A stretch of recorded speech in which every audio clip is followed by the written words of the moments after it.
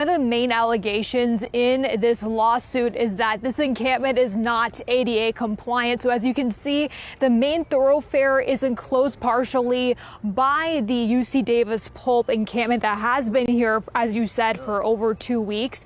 So as the plaintiff shares with us, the middle of this main walkway is not only blocking his rights as a disabled veteran, but also as a counter-protester. Meanwhile, the encampment believes this lawsuit is merely a tool to silence them.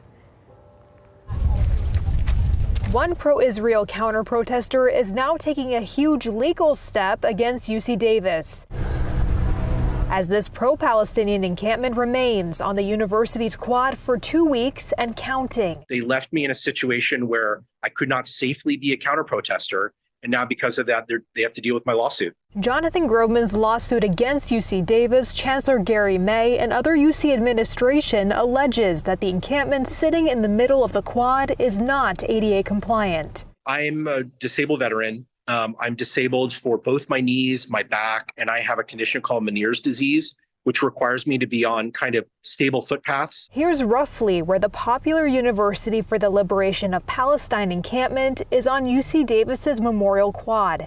It sits right on top of the quad's main path from the Memorial Union to Peter J. Shields Library. We took the issue directly to UC Davis Pulp. Jonathan Groveman specifically, like, what is he doing here? Who is he to campus? What is he doing here other than harassing students and trying to intimidate them out of speaking?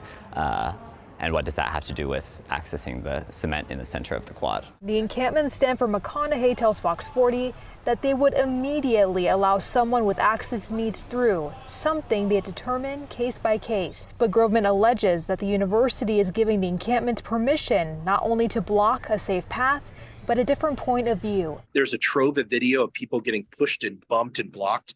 I, in particular, was hit multiple times with an umbrella. I reported that to the Davis Police Department. I never heard back. I've communicated that I gave that information to the chancellor's office. I never heard back.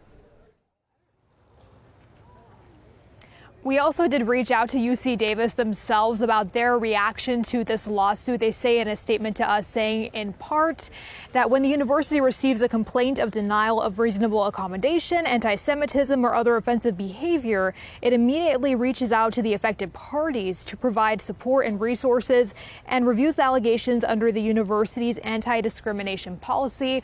Also, meanwhile, the encampment shares with me that they plan to have their next negotiation with the university administration sometime this week. So we will, of course, continue to follow this story as more information comes to us. Live at UC Davis, covering local news that matters. Kristen Barton, Fox 40 News.